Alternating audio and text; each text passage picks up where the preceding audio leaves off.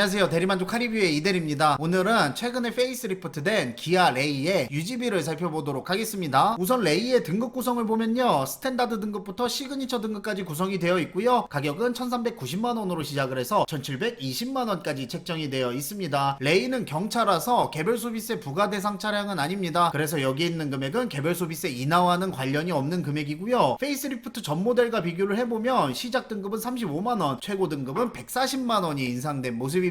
가격 얘기를 하면 끝이 없기 때문에 금액적인 부분은 넘어가도록 할게요. 안에 파워트레인을 보면요, 기존 레이와 동일한 파워트레인을 가지고 있습니다. 레이가 출시한 지 10년 정도 됐기 때문에 완전 사골 파워트레인이라고 볼 수 있을 것 같아요. 배기량은 1000cc 정도가 되고요, 자연흡기 엔진을 사용하고 있습니다. 지금 경차 중에 터보 엔진을 운영하고 있는 건 캐스퍼밖에 없죠. 그리고 변속기는 4단 자동 변속기를 사용을 하고 있는데 역시나 이제 변속기도 변함없이 출시를 한 모습이죠. 개인적으로 생각을 했을 때에는 레이의 스펙을 바꿔줄 이유가 제조사 입장에선 없다고 볼 수가 있습니다. 왜냐면 이제 경제성을 따지면 전기차로 넘어가는 시대이기 때문에 이대로 페이스리프트를 했다는 얘기는 이제 사고를 한 5년 정도 더 우리겠다는 얘기죠. 그 다음에는 전기차로 넘어가면 되니까 가장 많이 달라진 점으로 뽑을 수 있는 건 클러스터를 뽑을 수 있을 것 같습니다. 이제 바늘 계기판은 삭제가 됐고요, 전부 다 전자식 계기판으로 들어가게 됩니다. 전자식 계기판은 수치를 전자식으로 표현해주는 계기판이고요, 가운데 LCD 색상 유무에 따라서 등급이 갈린다고 보시면 될 것 같아요. 스탠다드는 흑백 LCD가 들어가고요, 프레스티지 이상부터는 4.2인치 컬러 LCD로 변경이 되니까 옵션을 선택하실 때 이런 부분들을 참고를 하시면 좋을 것 같네요. 제 생각에는 그렇게 크게 의미는 없어 보입니다. 그래서 이 클러스터가 적용된 게 앞에 보이는 사진이고요, 사진으로 봤을 때는 인테리어가 엄청 변했다는 느낌은 저는 잘 모르겠어요. 평소에 유념해서 보지 않아서 그런지 그냥 이런 부분들은 캐스퍼랑 비슷하다, 요 정도만 알 수 있을 것 같고요, 계기판도 뭐 엄청 도드라지지는 않는 것 같습니다. 그럼 유지비 계산을 위해서 등급을 선택을 해야 되는데 등급 선택이 굉장히 애매합니다. 어떤 옵션이 선호될지 예상을 할 수 없기 때문에 일단은 두 가지 경우의 수를 소개를 드릴게요. 일단 첫 번째 경우의 수는 스탠다드 등급에서 버튼 시동팩 컴포트 1을 선택을 하는 거고요, 이렇게 구성을 했을 때 가격은 1490만원입니다. 그리고 시그니처 등급의 스타일, 드라이브 와이즈 2, 8인치 내비게이션을 선택할 경우에는 1920만원의 비용이 발생하게 됩니다. 옵션을 어떻게 선택하냐에 따라서도 같은 레이지만 430만원까지 차이가 나는 모습을 볼 수가 있었습니다. 그리고 옵션 선택은 개인의 취향이기 때문에 나중에 최종 금액에서 차값을 빼고 보시면 제일 정확할 것 같아요. 오늘 계산은 저는 시그니처 기준으로 계산하도록 하겠습니다. 누가 레이를 1920만원이나 주고 사냐 이렇게 말씀하실 수도 있는데 일반적으로 판매량을 봤을 때 대부분 높은 등급이 많이 판매가 됩니다. 페이스리프트 전에 레이도 베스트 셀렉션이나 시그니처 같은 높은 등급들이 판매가 많이 됐어요. 이번에는 금액이 많이 올라가지고 이 옵션이 가장 많이 팔릴지는 모르겠는데 일단 이걸로 계산을 하고 차값을 빼서 보는 걸로 할게요. 그럼 본격적으로 유지비를 계산해 보도록 하겠습니다. 유지비 계산은 일시불 기준으로 할 거고요, 신차 장기 렌트나 리스에 관심이 있으신 분들은 영상 더보기란을 통해서 상담 신청을 해주시기 바랍니다. 일단 레이의 1년차 자동차 세금은 10만원 정도를 납부하게 되고요, 감면을 시작하는 3년차 자동차 세금은 98,000원 정도를 납부하게 됩니다. 5년간 납부하게 되는 자동차 세금이 48만원이니까 확실히 자동차 세금은 매우 저렴하다고 볼 수가 있고요, 자동차 세금을 산정하는 기준은 cc 곱하기 80원입니다. 근데 영업용 같은 경우에는 cc 곱하기 18원이기 때문에 영업용으로 레이를 구매하시는 분들은 5년간의 자동차 세금이 89,000원 정도 나옵니다. 이 정도면 거의 공짜로 탄다고 볼 수도 있겠죠. 그리고 이제 자동차 취등록세를 계산을 해볼 텐데 자동차 취등록세는 없다고 봐주시면 될 것 같습니다. 근데 여기에서 유념하셔야 할 게 경차는 취등록세 자체가 없다고 이해하시는 분들이 있더라고요. 경차는 취등록세 자체가 없는 게 아니라 지금 현재 나라에서 감면을 해주고 있는 상황입니다. 경차의 취등록세는 차량 공장가의 4%로 계산이 되고요, 지금 현재 나라에서 감면해주고 있는 금액은 75만원을 감면을 해주고 있어요. 만약에 나라에서 75만원 감면이 끝나게 된다면 오늘 계산한 레이의 취등록세는 75만원 정도 납부를 하셔야 되니까 그 점은 감안을 해주시기 바랍니다. 작년에는 50만원을 감면을 해줬고요, 올해는 75만원을 감면을 해줬어요. 그 얘기는 감면폭은 계속 변한다는 얘기죠. 그리고 보험료를 살펴보면요, 만 30세 이상 기준 대물 10억으로 지정을 했을 때 1년차 보험료가 67만원 정도가 나오는 모습입니다. 여기에 있는 보험료는 개인, 연령, 사고 이력에 따라 차이가 있으니까 그 점은 참고해 주시기 바라고요, 대략적으로 이 정도 나오는구나 이렇게 이해를 해주시면 될 것 같습니다. 그리고 이제 기름값을 볼 텐데 레이를 시그니처 등급을 선택할 경우 연비는 12.7km가 나오고요, 차량 입자 기준 휘발유 가격은 1741원입니다. 제가 항상 말씀드리지만 이 금액에는 유류세 감면 37%가 포함되어 있는 금액이에요. 300원 정도를 나라에서 깎아주고 있습니다. 만약에 유류세 감면이 끝난다면 지금 휘발유 가격은 2,000원이 넘는 상황이죠. 이 금액을 바탕으로 주행 거리별 기름값을 계산을 해보면요, 1년에 1만 주행 시 137만원, 1만 5천 주행 시 205만원, 2만 주행 시 274만원의 기름값을 납부하게 됩니다. 그리고 경차사랑 카드를 사용하시는 분들은 1년에 1만 5천 주행할 경우에는 약 30만원 가까운 금액을 환급을 받을 수 있으니까 이 점도 참고를 해주시면 좋을 것 같네요. 이거보다 더 많이 할인을 해주는 카드가 있다고는 하는데 일단 저는 그냥 평균으로 계산을 했습니다. 최대 할인은 30만원까지 정해져 있어요. 이거 역시 그냥 참고 정도만 하는 게 맞겠죠. 그럼 지금까지 계산을 바탕으로 기아 레이의 5년간의 운영 비용을 보도록 하겠습니다. 차량 가격을 포함을 했고요, 유류비는 1년에 1만 5천 주행했다고 가정을 했어요. 이렇게 계산을 했을 때 5년간 사용하게 되는 비용은 3,336만원의 비용을 사용하게 되고요, 이 비용을 월납임료로 계산을 해보면 한 달에 55만원 정도를 쓰게 됩니다. 요즘 물가가 하도 비싸서 그런지 엄청 높은 금액으로 느껴지지는 않네요. 이 금액 안에는 차량 고장 수리나 엔진오일, 타이어 같은 기타 소모품 비용은 빠졌으니까 그 점은 참고해 주시기 바라고요. 중고차 감가 부분도 빠졌습니다. 레이는 감가 방어 하나만큼은 기가 막힌 차량이죠. 그리고 여기에서 차량 가격하고 취등록세를 빼고 운영비 부분만 살펴보면요, 5년간 사용하게 되는 운영비는 1,416만원의 비용을 사용하게 되고요, 이 금액을 월 지출 비용으로 계산해보면 한 달에 23만원 정도를 쓰게 됩니다. 만약에 경차사랑 카드까지 사용할 경우에는 한 달에 21만원 정도를 사용하게 되네요. 앞에서 차량 가격이 옵션 선택에 따라서 천차만별이기 때문에 시그니처를 선택하지 않으실 분들은 본인 차값에 이 금액을 더해서 보시면 될 것 같아요. 일단 개인적인 의견을 말씀드리면 레이가 엄청 경제적이라고는 말씀을 못 드릴 것 같습니다. 레이를 구매하는 이유는 두 가지 중 하나가 맞을 것 같아요. 영업용으로 구매하시거나 짐이 많으시는 분들이 구매한 거지, 경제적으로 차를 타고 싶다 이렇게 생각하시는 분들은 굳이 레이를 고를 필요는 없다는 생각이 들어요. 왜냐면 유류비 부분도 요즘 나오는 차량들과 비교했을 때 전혀 저렴하지가 않습니다. 솔직히 연비가 과거에나 좋았지 요즘 나오는 차량들에 비해서는 엄청 좋은 편은 아니기 때문에 고속도로에서 규정 속도를 지키지 않고 가끔씩 추월을 해가며 탄다고 가정을 해보면 레이보다는 오히려 아반떼 같은 차량들이 기름값은 더 저렴합니다. 그렇다고 레이 대신에 아반떼를 사라는 게 아니라 경제적인 부분만 가지고 레이를 선택하는 건 지양하자는 얘기예요. 짐도 많은데 경제성까지 원한다 이러면 레이를 선택을 할 수 있겠죠. 업무용 말고 일반용 기준으로요. 오늘은 이렇게 해서 간단하게 레이의 유지비를 살펴봤는데요, 이제는 확실히 특징이 명확한 차량이 됐다고 생각을 합니다. 적재를 많이 하거나 업무용으로 사용하거나 그거 외에는 큰 강점이 없는 차량이라는 생각이 들어요. 이런 소형 경차가 다시 포지션을 취하려면 빨리 전기차 쪽으로 넘어가야 될 것 같아요. 이거는 뭐 어디까지나 개인적인 생각입니다. 어쨌든 오늘 영상은 여기에서 이제 마무리 짓도록 하고요, 신차 장기 렌트나 리스에 관심 있으신 분들은 영상 더보기란을 봐주시기 바랍니다. 긴 영상 봐주셔서 감사합니다. 안녕.